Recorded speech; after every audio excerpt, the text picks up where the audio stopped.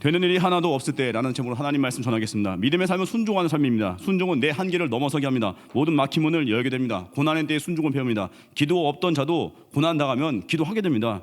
적절한 우리 인생의 결핍은 오히려 보유하게 된다는 겁니다.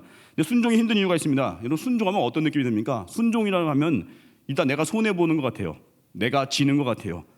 내가 내 자신이 깎아지는 것 같아요. 예를 들면 이겁니다. 한 곳에 너무 오랫동안, 이게 뭐 직장 같은 데도 그렇고 한 부서에 너무 오랫동안 있으면은 뭐 다른 사람들은 막 승진도 하고 옮겨가기도 하는데, 이상하게 나는 그 직장에서 오래 있다고 생각할 때 순종인데, 발령을 하나님이 내신다고 믿고 순종인데 이상하게 내가 미련해 보일 때가 있어요. 순종은 꼭 그런 느낌이 있어요. 또 하나, 우리가 막 베푸는 분들 있잖아요. 하나님께서 물질의 축복을 주셔서 막 베풀다가 물론 끝까지 잘 베푸는 분도 있는데 가끔씩 이런 분도 있어요. 내가 호구인가? 그 어느 때는 있음에도 불구하고 열받아서 안 쓰는 분들도 있어요. 왜요? 하나님이 채우시는 걸 믿어야 되는데, 끝까지 믿고 가면 되는데 순종하는 게 마치 내가 지는 건 줄 착각하는 거예요. 또 이런 경우도 있어요.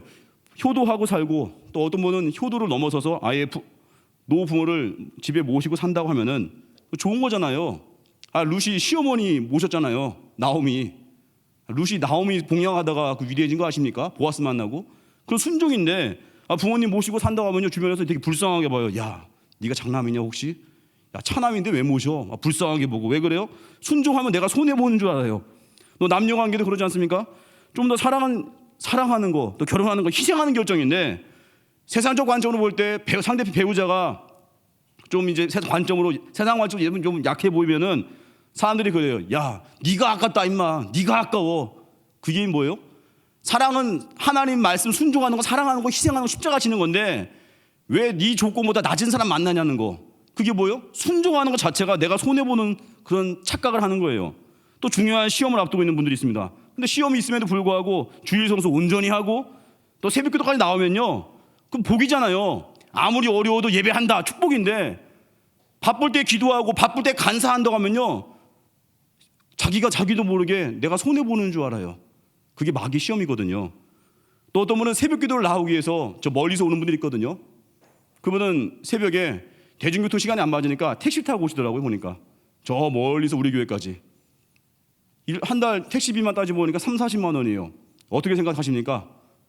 순종하기 위해서, 예배하기 위해서 오는 그 순례의 발걸음, 그 값비싼 대가 치러 오는 거 축복 아니겠습니까? 하나님 더 주시겠죠? 근데 어리석은 자는 야, 너 당신 왜 그래? 그 불쌍해. 왜 이렇게 그 돈을 낭비해? 그 돈 가지고 딴 데 써. 당신 이렇게 머리가 나빠. 비대면 예배도 있어. 막 이렇게 유혹하는 사람들. 그게 뭐예요? 순종하는 게 내가 손해본다는 착각을 하는 거예요. 여러분, 순종은 손해가 아닙니다. 순종은 믿음입니다. 하나님이 공급하시고 하나님이 먹이시고 채우시면 믿는다는 거예요. 그래서 하나님은 순종의 사람은 잊지 않습니다. 세상 사람들은 그 순종을 잊을 수 있어도, 그 순종을 무시할 수 있어도 하나님은 그 순종한 자를 기억하십니다. 갚아주십니다. 이게 믿음이에요. 본문의 아나니아가 어떻게 보면 사울보다도 조금 더 훌륭한 사람처럼 느껴집니다. 왜 그래요? 순종이 있습니다. 10절 같이 읽겠습니다. 시작. 그때 다메섹에 아나니아라는 제자가 있더니 주께서 환상 중에 불러 이르시되 아나니아 하시거늘 대답하되 주여 내가 여기 있나이다 하니 제자였던 아나니아에게 나타나셨습니다. 예수님과 함께 죽기로 결의한 제자에게 나타나신 거예요. 근데 여기까지 좋다 이거예요. 이해 안 되는 부탁을 하십니다. 11절 12절 읽겠습니다. 시작. 주께서 이르시되 일어나 직거라는 거리로 가서 유다의 집에서 다소 사람 사울이라는 사람을 찾으라. 그가 기도하는 중이니라. 그가 아나니아 하는 사람이 들어와서 자기에게 안수하여 다시 보게 하는 것을 보았느니라 하시거늘. 예수님께서 지금 아나니아에게 너 사울 좀 만나서 안수 좀 해주고, 한마디로 사울 만나서 도와주라, 그 얘기거든요. 근데 보세요, 이 상황에서 사울은 박해자거든요. 근데 아나니아처럼 예수님 편에 서 있던 자가 아닙니다. 박해자예요. 핍박자예요. 근데 그에게 가래요. 말도 안 되는 명령입니다. 그당 이 본문의 사울은요, 돌에 맞아 죽어도 마땅한 사람이에요. 근데 어떻게 그런 사람에게 그리 가냐고 지금 항변하는 게 13, 14절입니다. 이렇게 13, 14절 읽겠습니다. 시작. 아나니아가 대답하되 주여 이 사람에게 대하여 내가 여러 사람에게 듣사온즉 그가 예루살렘에서 주의 성도에게 적지 않은 해를 끼쳤다 하더니 여기서도 주의 이름을 부르는 모든 사람을 결박하고나를 대제사장들에게 받았나이다 하거늘. 이게 아나니아의 심정이요. 하나님, 왜 저 사람입니까? 아무도 손잡고 싶지 않은 저 사람에게 왜 가라고 하십니까? 저 못 가겠거든요. 막 이런 항변하는 거예요. 근데 예수님이 조금 더 나가셨어요. 15절 16절 읽겠습니다. 시작. 주께서 이르시되 가라. 이 사람은 내 이름을 이방인과 임금과 이스라엘 자손들에게 전하기 위하여 택한 나의 그릇이다. 그가 내 이름을 위하여 얼마나 고난을 받아야 할 것을 내가 그에게 보이리라 하시니. 아나니아 질문에 딱 한마디 하십니다. 가라. 그냥 가라는 거예요. 이 한마디 하는 거예요. 여러분, 하나님의 명령은 정말 짧습니다. 우리에게 이해, 납득, 공감을 요구하지 않습니다. 그냥 가라는 거예요. 이런 명령이, 이 본문이니까 우리 읽고 넘어가지만 만약 우리에게 주어진다면 이게 순종하기 쉽겠습니까? 주님, 저 인간 때문에 우리가 얼마나 고생한지 아십니까? 저 사람 때문에 우리 동료가 목숨을 잃었습니다. 아마 우리는 이렇게 항변할 것입니다. 그 명령, 근데 아나니아 입장에서 사울은 두려움의 대상입니다. 안수해졌다가 다른 사도들처럼 잡혀 들어갈지 모릅니다. 스데반처럼 죽을지도 모릅니다. 지금 그런 대상에게 가라고 하는 거예요. 우리 삶 속에서 이렇게 이해되지 않는 명령, 말도 안 되는 명령, 내 등에 칼 꽂은 사람에게 가서 안수하라는 명령들, 이런 말도 안 되는 명령이 올 때 있습니다. 도저히 기도할 수 없고 넉다운 됐는데 특세가 있으니까 나오라고 하고, 저 멀리 산다 할지라도 비대면 하지 말고 나오라고 할 때도 있고, 용서할 수 없는 사람을 품으라고 할 때가 있고, 내 가정이 너무 버티고 힘든데, 가정에서 지금 막 분란이 일고 있는데 네가 십자가 져야 된다고 그러고, 내가 나이가 들고 몸도 약한데 갑자기 하나님께서 아브라함같이 안 좋아하던 곳을 떠나서 새로운 곳을 가라고 내게 도전을 요구하실 때, 이때 어떻게 하겠습니까? 아나니아처럼 하면 된다는 거예요. 첫 번째 메시지입니다. 첫 번째가 순종하라는 겁니다. 17절 읽겠습니다. 시작. 아나니아가 떠나 그 집에 들어가서 그에게 안수해 이르되, 형제 사울아, 죽은 내가 오는 길에서 내가 나타나셨던 예수께서 나를 보내어 너로 다시 보게 하시고 성령으로 충만하게 하신다 하니, 아나니아는 눈만 뜨면 숨쉬기 힘든 사람 만나서 형제 사울이래요. 형제 사울. 전혀 아나니아는 갈등하지 않습니다. 계산하지 않습니다. 우리는 하나님의 일을 하면서 계산할 때가 참 많습니다. 내 통장 잔고가 이만큼이니까 이번 달에 이건 할 수 있고 이건 할 수 없고, 내 상황이 이러니까 새벽기도는 할 수 있고 철야는 어렵고. 근데 문제는 이 상황 앞에 눌려버리잖아요. 늘 계속 핑계대 상황이 또 옵니다. 그래서 우리는 기준 정하고 그냥 가는 거예요. 어떤 상황에도 순종하겠습니다. 그래서 믿음의 사람은요, 내 능력 보는 게 아니라 일에 맞는 능력을 구하는 거예요. 아나니아는 그냥 순종했습니다. 죽으면 죽겠습니다. 그 얘기입니다. 왜 그러겠습니까? 나에게 말씀하신 분이 좋은 분임을 믿는 거예요.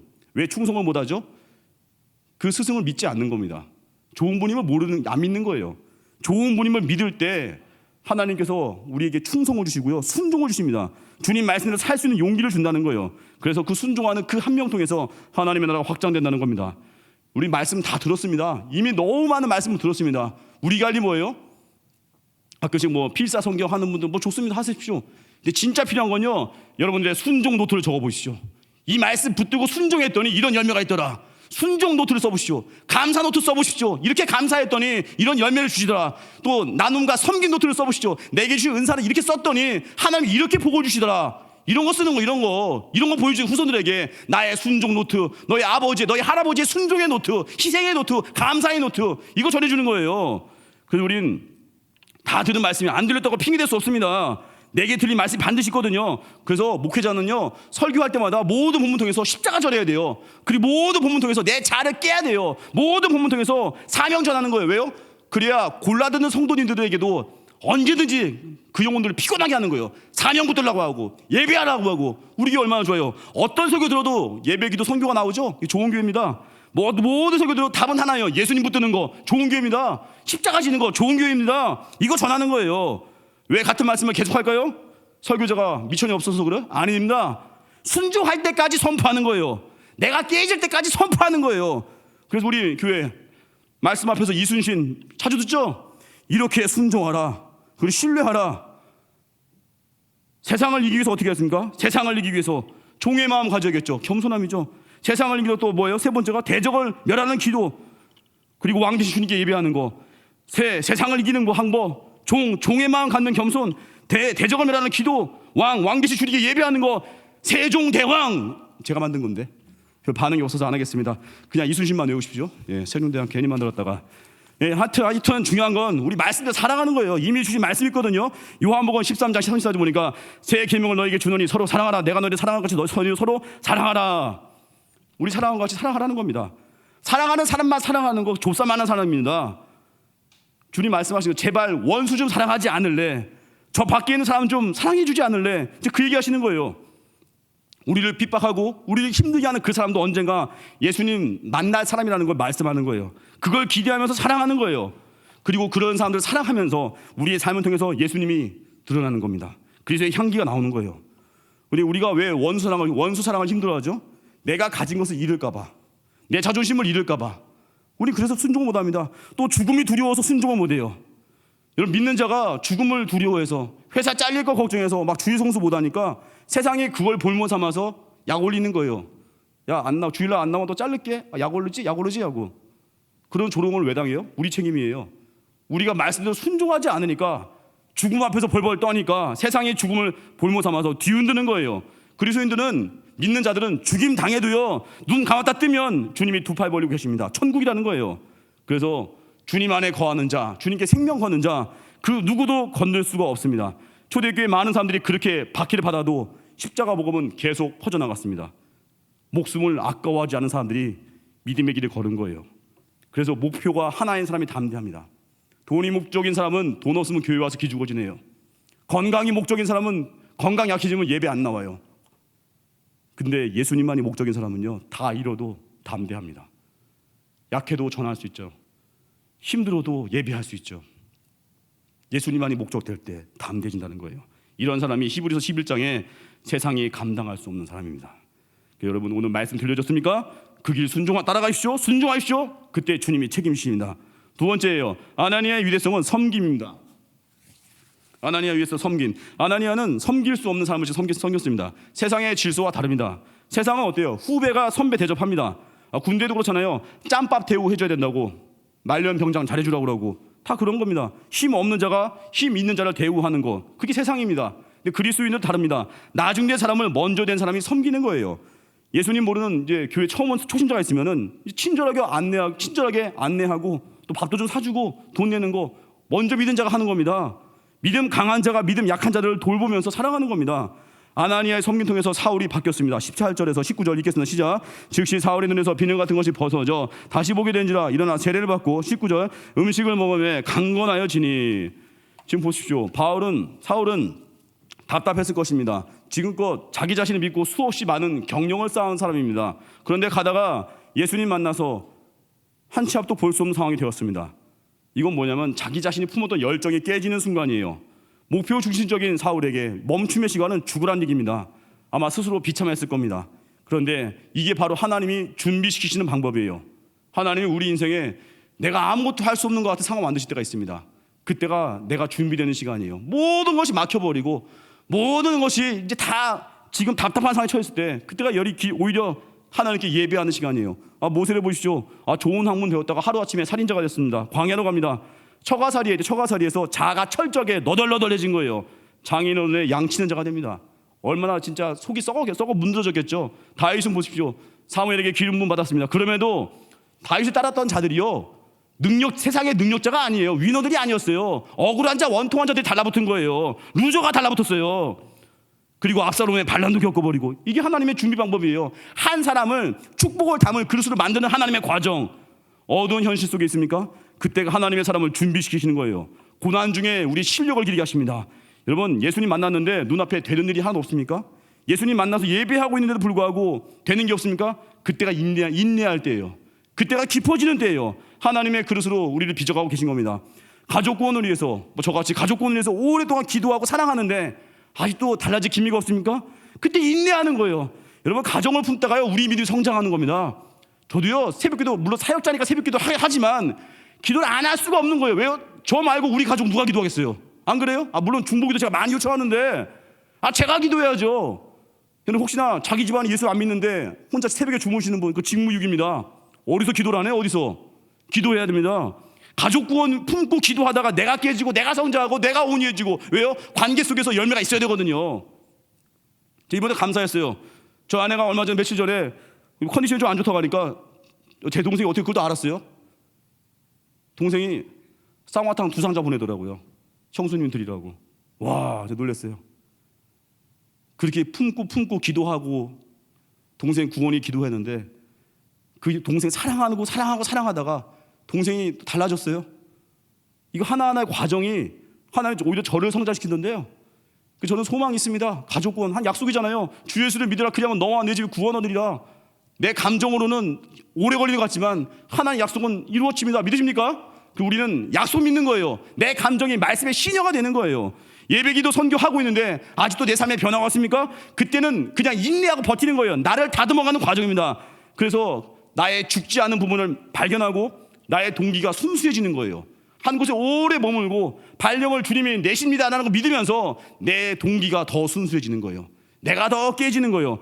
내 삶의 주인이 온전히 예수님만 되는 거예요. 우리는 사명 때문에 연단받습니다. 요셉의 감옥 생활에 대한 묘사가 시편 105편 나오는데, 그가 종으로 팔려서 발에는 착고를 차고 몸은 쇠사슬에 매였다고 시편 105편 17, 18절 나옵니다.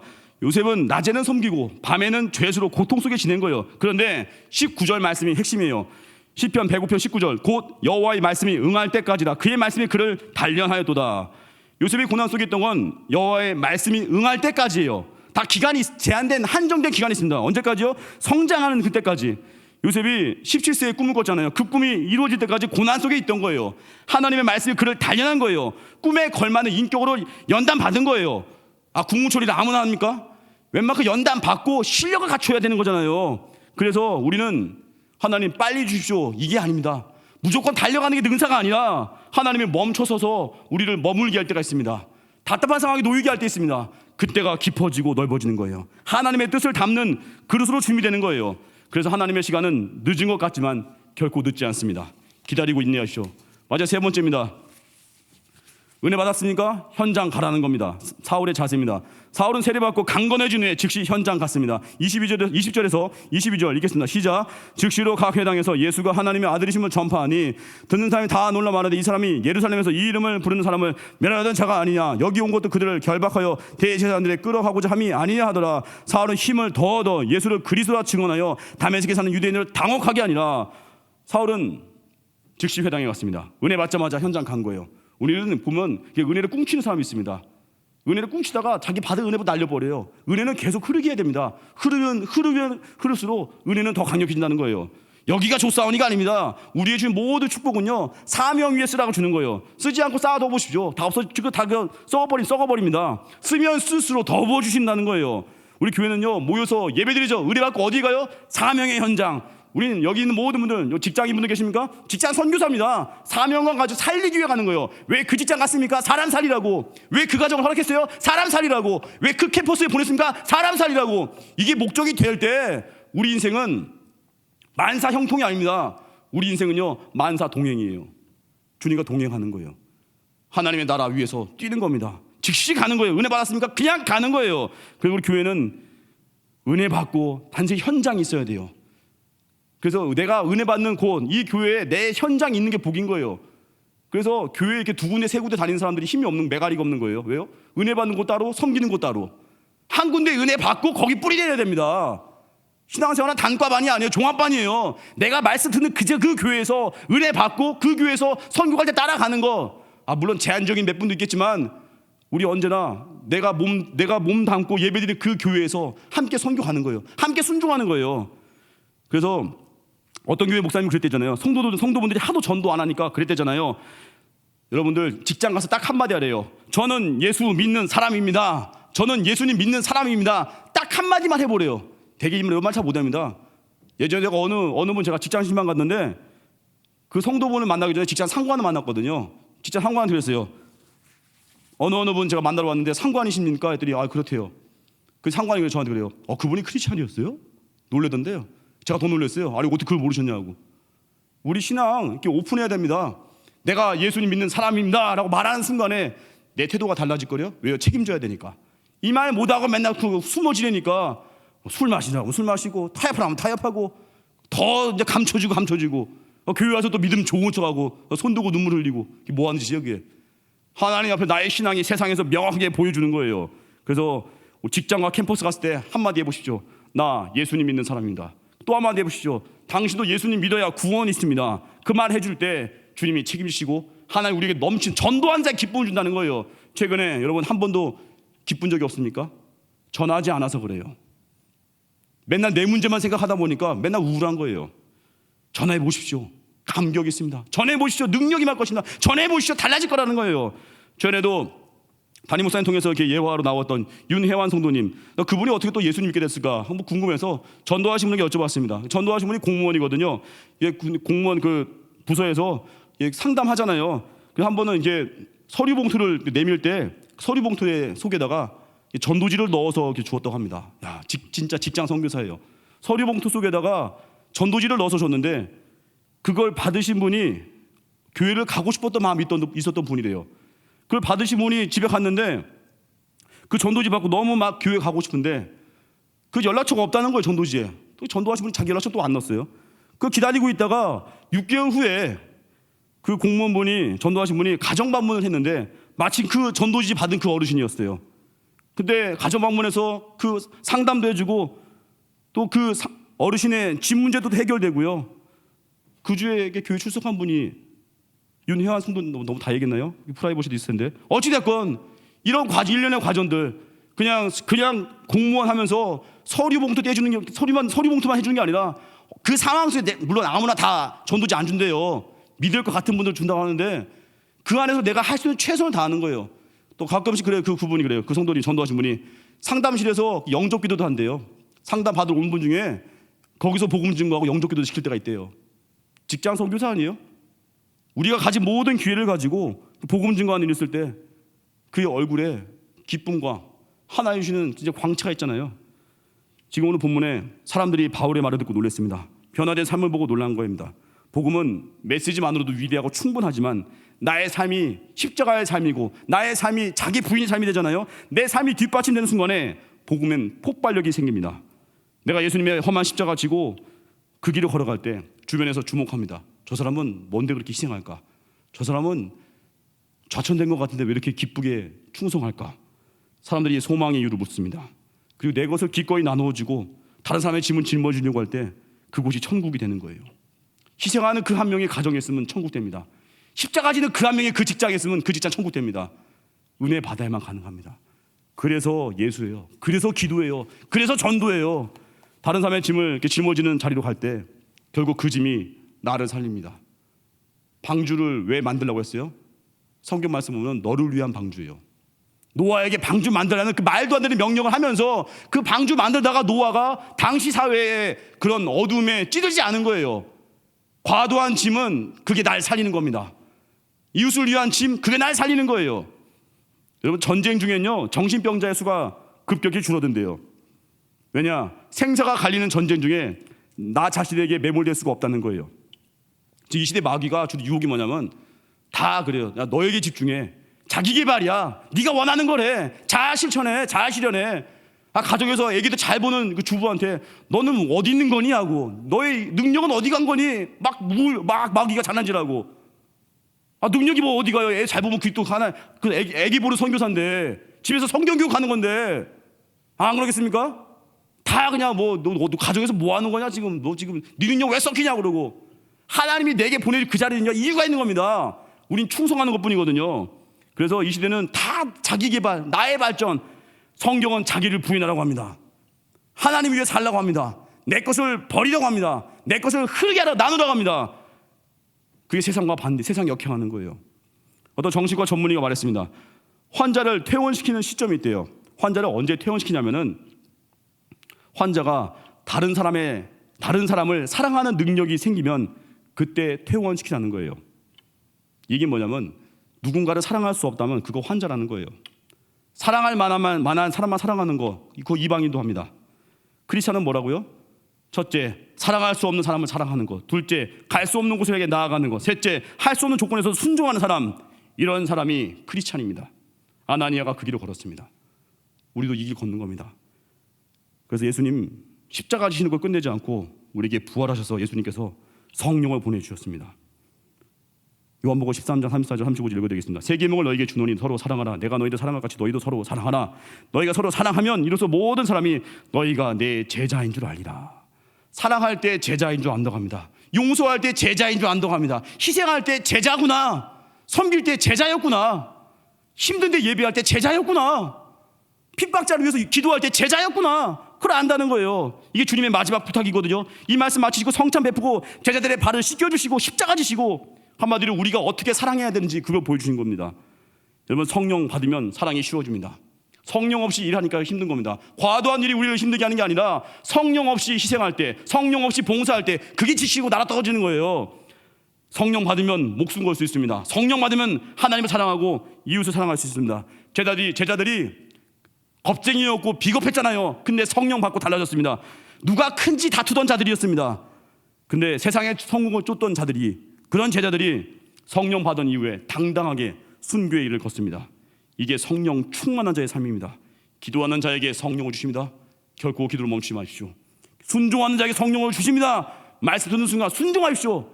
내 계산을 다 깨버리고 아나니아 같이 가는 거예요. 더 묻는 거 아닙니다. 그냥 가는 거예요.